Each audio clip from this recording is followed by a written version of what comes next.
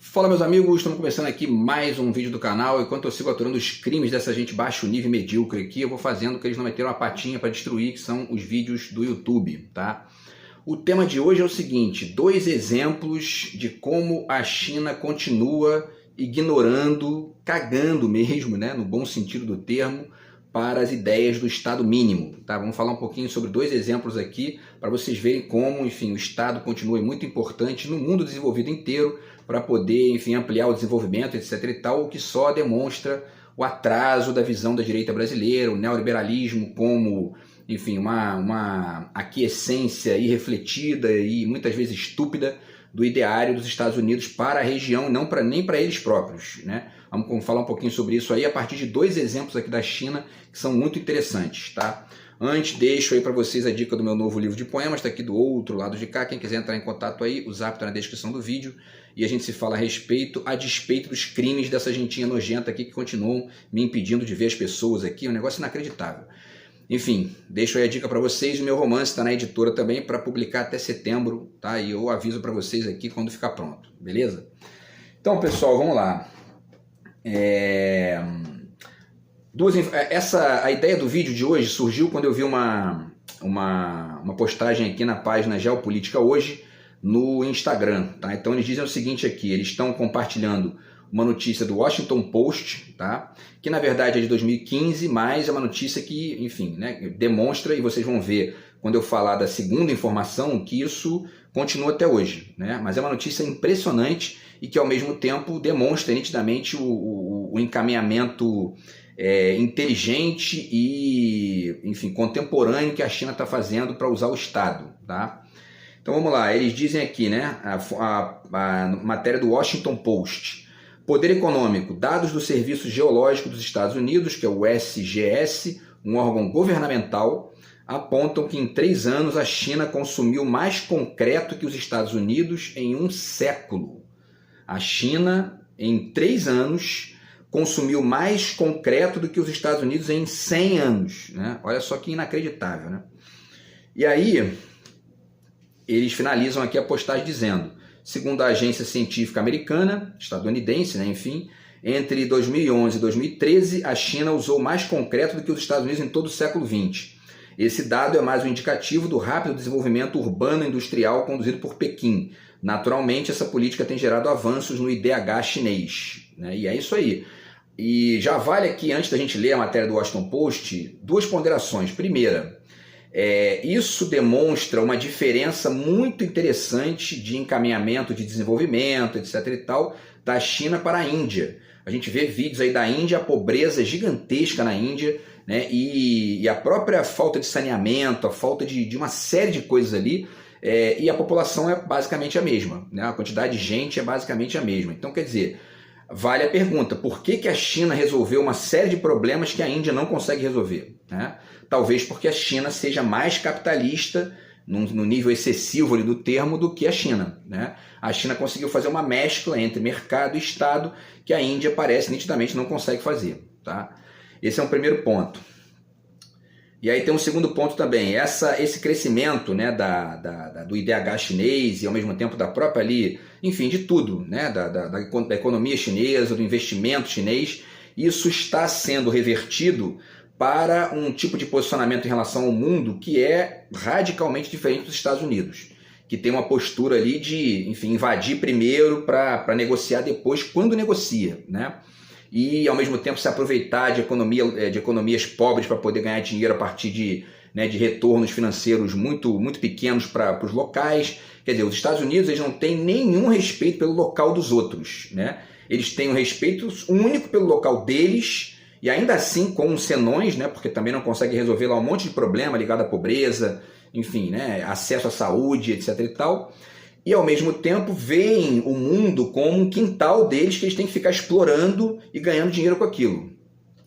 A China tem construído aos pouquinhos, aí nos últimos 20, 30 anos, uma lógica de diálogo com o mundo e de parcerias sutilmente diferente, em alguns exemplos radicalmente diferentes, né? Que é a relação do ganha-ganha. Eles investem ali no país estrangeiro, mas com ganhos para o país local e ganhos para eles também. Existem críticas que a gente tem que fazer à China, quer dizer, ainda existe lá enfim, um rendimento do trabalhador não é ainda o ideal, mas está crescendo, ao contrário da Índia, né, e ao contrário até do Brasil, né? Enfim, então aí, ó, a China em 30 anos, hoje a renda per capita da China já é maior do que a do Brasil, né? Então é importante ponderar isso aí, porque eles estão resolvendo uma série de problemas, e esse indicativo da renda per capita, ele acaba inclusive com o argumento de que, ó, a China tem 1 bilhão e 400 milhões de pessoas, então é mole ficar com um PIB muito alto e tal, né? Eles estão resolvendo inclusive a questão do poder de compra, né? Coisa que o Brasil, por exemplo, que tem muito menos gente, seria até mais fácil resolver a questão do poder de compra, não consegue resolver, né? Bom, vamos lá. Então, e aí matéria deixa eu ver aqui, matéria do Washington Post, tá? Vamos ler aqui a matéria que eles compartilharam lá, né, no Geopolítica, tá? Para a gente poder, para vocês entenderem um pouquinho esse contexto aqui, né, da questão do cimento lá, né, dos 3 anos que a China gastou mais cimento do que os Estados Unidos, certo? Vamos ver aqui, ó. Política econômica, né? Como a China usou mais cimento em 3 anos do que os Estados Unidos em todo o século XX, tá? Matéria do Washington Post 2015, vamos lá. A China usou mais cimento entre 2011 e 2013 do que os Estados Unidos usaram em todo o século XX, certo? É uma estatística tão alucinante que surpreendeu Bill Gates e inspirou Haikais. Mas pode ser verdade, e se sim, como? Sim, a economia da China cresceu a uma taxa extraordinária e tem mais de 4 vezes mais pessoas do que os Estados Unidos, o que também não quer dizer muita coisa, né? Enfim, como eu falei aqui, não adianta resolver o geral e não resolve o particular, né? Enfim. Mas a década de 1900 foi o grande período de expansão da América, na verdade dos Estados Unidos, eles chamam lá, né, os Estados Unidos de América, né? Porque eles são megalomaníacos, prepotentes e tudo mais, né? A América é o continente, não são eles, certo? Enfim, o século em que os Estados Unidos construíram quase todas as suas estradas e pontes, o sistema interestadual, represa Hoover e muitos dos arranha-céus mais altos do mundo. E a China e os Estados Unidos são aproximadamente do mesmo tamanho em termos de área geográfica, ocupando o 3º e o 4º lugar do mundo, respectivamente. Aqui ainda vale um comentário, né, que também há que se ponderar aqui, até para poder fazer mais uma distinção da visão estúpida da direita brasileira. Por quê?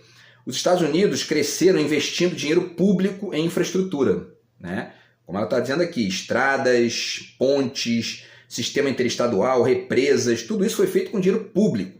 A gente tenta fazer isso aqui e é taxado de comunista por essa gente idiota que a gente tem aqui no Brasil, que são os neoliberais, né? Bom, vamos lá. E aí, ela continua, né? A estatística parece incrível, mas de acordo com fontes do governo e da indústria, parece precisa. Além do mais, quando você mergulha nos números, eles têm uma explicação surpreendentemente lógica que revela algumas diferenças fascinantes entre os dois países. E aí, olha esse finalzinho aqui do parágrafo, né? Algumas realidades ameaçadoras sobre a China. Eles estão ali, né? Eles estão se sentindo ameaçados pelos chineses, né? Bill Gates extraiu a estatística do historiador Václav Smil, que chama o cimento de o material mais importante em termos de massa bruta em nossa civilização. Caso você precise relembrar, o cimento é uma substância pulverulenta de cal e argila que é combinada com água e cascalho ou areia para fazer concreto. E o Smil obteve suas estimativas do US Geological Survey, cujos números para o uso americano de cimento no século XX estão abaixo. E aí tem os números aqui, que eles começam em 1904, né, com ali uma taxa quase irrisória, e isso vai crescendo até 1994, quando, enfim, eles chegam aqui num estágio de 100 milhões de metros cúbicos, né, de cimento, tá?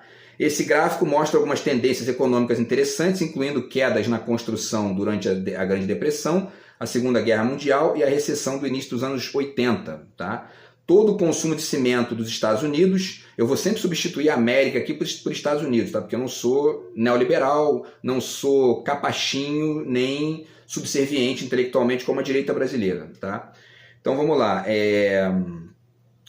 Todo o consumo de cimento dos Estados Unidos durante o século inteiro, né, os últimos 100 anos, soma cerca de 4,4 gigatoneladas, ou seja, uma gigatonelada é aproximadamente 1 bilhão de toneladas métricas. Em comparação, a China usou cerca de 6,4 gigatoneladas de cimento. 2 gigatoneladas, quer dizer, 2 bilhões de toneladas métricas a mais. Na verdade, quando eles dizem que a China usou mais cimento em 3 anos do que os Estados Unidos em 100, usou muito mais, não foi pouco mais não. Foi assim, os Estados Unidos usaram 2/3 do uso chinês em 100 anos do que eles usaram em 3 anos. Tá? E aí, os dados são da International Cement Review, uma publicação da indústria sediada em Londres.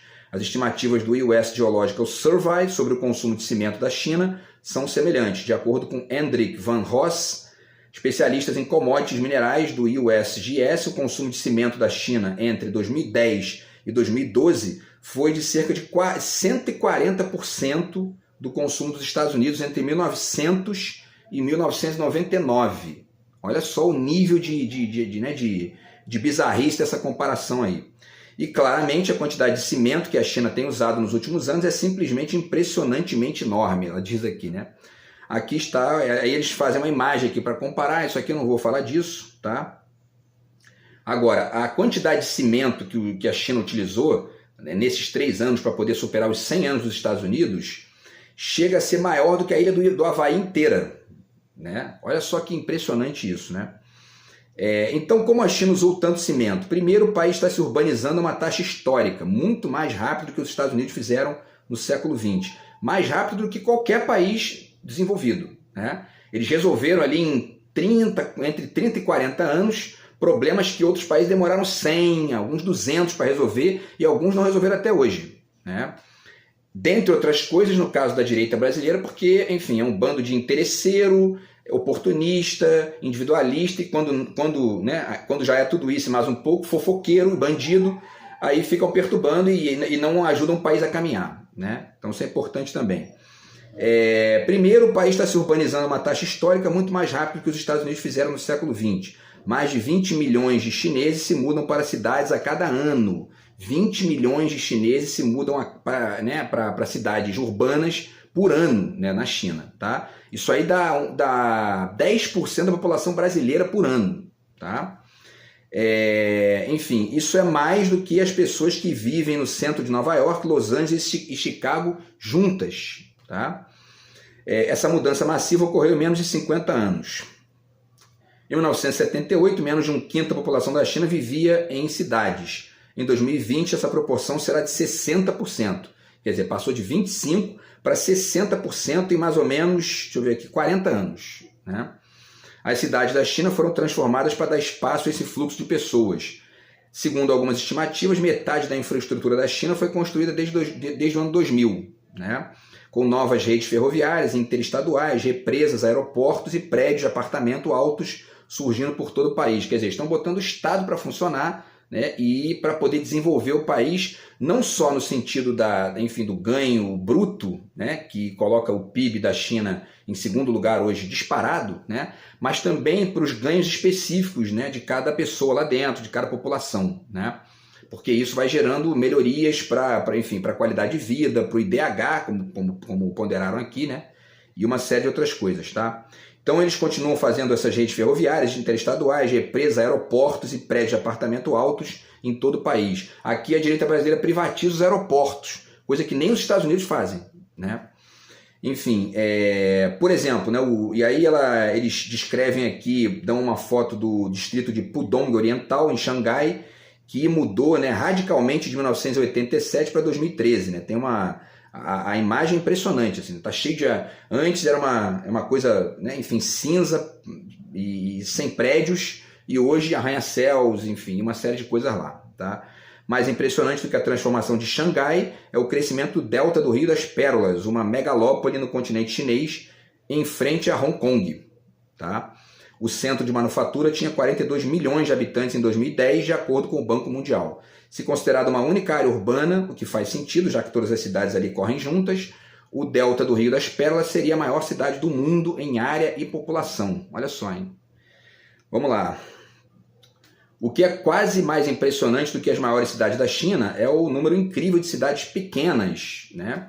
E eles botam entre aspas porque na China uma cidade pequena tem muita gente, né? Das quais ninguém nunca ouviu falar. Em 2009 a China tinha 221 cidades com mais de 1 milhão de pessoas. em comparação com apenas 35 na Europa, né? Mesmo cidades relativamente menores, como Zhengzhou e Jinan, são mais populosas do que Los Angeles ou Chicago. Tá? Além da incrível urbanização da China, há mais alguns fatos que tornam a estatística do cimento ainda mais crível, né? Ou seja, que a gente pode acreditar. Como o Goldman Sachs apontou em uma nota, o Goldman Sachs é um banco dos Estados Unidos. Tá? Então, como o Goldman Sachs apontou em uma nota, a população da China hoje é apenas cerca de 4 vezes maior que a dos Estados Unidos, mas é 15 vezes maior que a dos Estados Unidos no início do século XX e 9 vezes maior que a dos Estados Unidos em 1950. O mundo também experimentou uma mudança nos materiais de construção, ela fala da questão do cimento, isso aqui já não é tão importante para a gente entender a riqueza dessas duas informações, né? Mas, enfim, e aqui tem um parágrafo que explica a diferença, que esse parágrafo aqui é o ponto-chave da reflexão de hoje, tá? Finalmente, a indústria de cimento da China é muito maior do que deveria ser. Esse do que deveria ser parece nitidamente ali uma prepotência dela ali de dizer que tem que ser do jeito que a gente quer que seja, né? Mas aí ela explica o porquê, né, que é maior do que deveria ser. Esse deveria está aqui na frase seguinte, né? Muitos dos fabricantes de cimento da China são estatais e se beneficiam do apoio do governo e do acesso a capital barato. É justamente por isso que eles conseguem evoluir mais rápido que a gente aqui, né? Como em outras indústrias estatais com excesso de capacidade, esse excesso de capacidade é a visão dela, né? Mas ela diz, alumínio, aço e construção naval, o setor de cimento da China passou por um período de crescimento explosivo, sem muita consideração pela qualidade do produto ou lucros. Isso aqui também é questionável, né? Porque os números do IDH mostram o contrário, né? Enfim, e aí ela explica a questão do impacto no meio ambiente, isso de fato é um problema, né, que tem que ser discutido e refletido aí até no âmbito internacional, né, mas, ao mesmo tempo, quem são os países desenvolvidos para poder questionar isso? Né, na medida em que eles poluíram, aí são os grandes poluidores do ambiente há mais de um século, né, aliás, desde a Revolução Industrial, né, e aí, enfim, ela questiona aqui a qualidade e tudo mais, e aí fala da questão do Bill Gates também, né? Que na verdade... E aí, bom, ela termina aqui dizendo o seguinte, né? O Bill Gates escreveu em seu blog sobre o impressionante consumo de cimento da China, né? Ele destacou que a questão dos materiais é essencial para ajudar as pessoas mais pobres do mundo a melhorar suas vidas. Substituir pisos de lama por concreto melhora o saneamento, coisa que a gente aqui no Brasil não consegue resolver, porque, dentre outras coisas, os índices de gasto do orçamento federal com saneamento são irrisórios e o gasto com o juro da dívida pública, enfim, né, com a jogatina das operações compromissadas, etc. e tal, chupam ali uma quantidade gigantesca de dinheiro, né, que podia estar resolvendo esse problema aqui, né. Mas, enfim, finaliza dizendo, pavimentar estradas com concreto permite que vegetais cheguem ao mercado, crianças cheguem à escola e a economia floresça. Na China, o boom da construção estimulou o crescimento econômico que tirou centenas de milhões de pessoas da pobreza. Tá? E aí uma última reflexão em relação a essa primeira notícia, para a gente passar para a segunda e finalizar, é que o Brasil tentou fazer isso aqui. O Lula tentou fazer isso aqui, por exemplo, com a questão das campeãs do mundo, né, que são justamente as chamadas empreiteiras. Né? As empreiteiras fazem basicamente esse tipo de serviço aqui. Ou seja, obras, estradas, portos, e, enfim, né, urbanização, etc. e tal. Isso foi sucateado, sabotado, destruído pelo juiz Moro e sua quadrilha, né, que a gente está aturando aqui, destruindo o Brasil já tem esse tempo todo aí. Né? A Lava Jato foi basicamente essa farsa que a gente teve que aturar no Brasil. Tá? Que acabou com... Isso aí tem dados, né, oficiais aí de institutos importantes, dizendo que a gente teve um prejuízo aqui no Brasil de 3,6% do PIB com a tal da Lava Jato. Isso dá aí mais de 300 bilhões de reais. Né? Enfim, e coisa que a gente podia estar fazendo aqui para poder chegar nesse nível de urbanização e de desenvolvimento, enfim, né, civilizatório que a China está conseguindo lá. Tá? Então, pessoal, é isso aí, tá? O último parágrafo dela aqui fala que desperdício, né, e tudo mais, e a crítica que ela faz no final é do que ela chama de planejamento econômico de cima para baixo, que seria o Estado para a economia. Foi o que os Estados Unidos fez, foi o que a Europa ocidental fez, né? E a retórica dos estadunidenses, de maneira geral, é ficar dizendo que o outro não pode fazer aquilo que ele faz. Né? Quer dizer, e aí isso está muito bem refletido, deixa eu, né, passar aqui para a segunda reportagem, isso está muito bem refletido nesse livro aqui do Noam Chomsky, tá? Deixo com vocês a dica aí, O Lucro ou as Pessoas, porque ele reflete essa questão aqui de maneira muito, enfim, com vários exemplos de como é essa ideiazinha tosca, né, dos Estados Unidos. Tem um texto aqui que ele fala na página 76, que vale a pena reler para vocês aqui, tá? Porque explica bem essa basófia dela ali, né? Ele diz, ele está comentando o Ronald Reagan, na verdade, né? E aí ele diz que o Reagan era um individualista inflexível, né? Quer dizer, um defensor do livre mercado, bababá, tudo da boca para fora, né? A ironia de que Reagan, o mais apaixonado pelo laissez-faire dentre os presidentes do pós-guerra, tenha presidido a maior guinada protecionista desde a década de 1930, na verdade não tem nenhuma ironia, né? É apenas o funcionamento normal da paixão pelo laissez-faire, ou seja, a disciplina do mercado para vocês e não para mim. Apenas, para mim, no caso, Estados Unidos, né? A menos que o campo de jogo esteja inclinado a favor dos meus interesses, geralmente como resultado da intervenção estatal em larga escala. E essa intervenção estatal dos Estados Unidos, em larga escala, ela não é só no próprio território, no dos outros também, né? Só que não para poder fazer a relação do ganha-ganha, mas sim para poder impedir os outros de se desenvolver e continuar, enfim, ganhando muito dinheiro com isso, tá? E aí, pessoal, uma última dica aqui também em relação a isso é o livro do Ha-Joon Chang, tá? 23 coisas que não nos contaram sobre o capitalismo, certo? Fica aí também uma dica boa para vocês. E a segunda informação que vale a pena trocar com vocês aqui é uma notícia que já é desse ano, tá? E que aí demonstra que isso continua, né? Esse investimento estatal da China continua. Tá aqui, né? Notícia do Monitor Mercantil. Eles dizem: investimento das estatais centrais da China ultrapassa 873 bilhões de dólares em 2023. 873 bilhões de dólares dá mais ou menos, dá mais de 4 trilhões de reais. 4 trilhões de reais, certo? Que eles estão investindo com as estatais lá na China, certo? As empresas estatais administradas pelo governo central da China expandiram o investimento efetivo em 2023, mostraram dados oficiais. Isso aí é quase a metade do PIB brasileiro, para se ter uma ideia do valor astronômico disso aí. E aí eles dizem que as empresas estatais administradas pelo governo central da China expandiram o investimento efetivo em 2023, mostram dados oficiais, tá? O investimento total das estatais centrais ficou em 6,2 trilhões de yuans, que é a moeda da China, né? 873 bilhões de dólares no ano passado, um aumento anual de 6,9%, de acordo com a Comissão de Supervisão e Administração de Ativos Estatais do Conselho de Estado chinês, né? Em 2023, aqui 2 parágrafozinhos para terminar, em 2023 o investimento em ativos fixos, incluindo imóveis, dessas empresas estatais, atingiu 5 trilhões de yuans, uma alta anual de 11,4%, enquanto seu investimento no exterior registrou um crescimento anual de 15,5%. Esse investimento no exterior são essas conexões aí com outros governos, com empresas de outros países, etc. e tal, para gerar essas conexões aí, que eu inclusive refleti com vocês aqui no vídeo que eu falei do Congo, né? Enfim, que é um exemplo lá dos melhores, tá? Aliás, no Congo e na África, né? Que tem outros países ali também, Uganda, que eles têm vários investimentos bacanas lá, usando estatais, né? Coisa que, repito, o Lula tentou fazer aqui com as campeãs do mundo e foi sabotado pelo juiz Moro, enfim, né? E por essa gentalha toda, tá? Último parágrafo. Durante o período, o investimento das estatais centrais em indústrias emergentes e estratégicas registrou um rápido crescimento de 32,1% para 2,18 trilhões de yuans, representando mais de 35% do total, informou a SASAC, certo?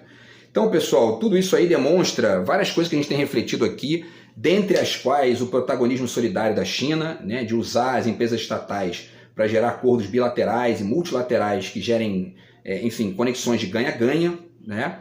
E o próprio desenvolvimento interno da China para poder melhorar o IDH, melhorar a vida das pessoas lá dentro. E eu acho que um dos melhores focos de reflexão sobre isso aí é uma comparação entre a China e a Índia, né? Que, repito, né, o que eu falei no início do vídeo, tem uma população muito semelhante, basicamente igual ali, né? 1 bilhão e 400 e poucos milhões de pessoas, mas não consegue resolver uma série de problemas básicos que a China está resolvendo ali, ó, a galope. Beleza, pessoal? Então é isso, a gente se fala no vídeo de amanhã. Enquanto não destruir aqui, eu vou fazendo. tá? Grande abraço, tamo junto, fui.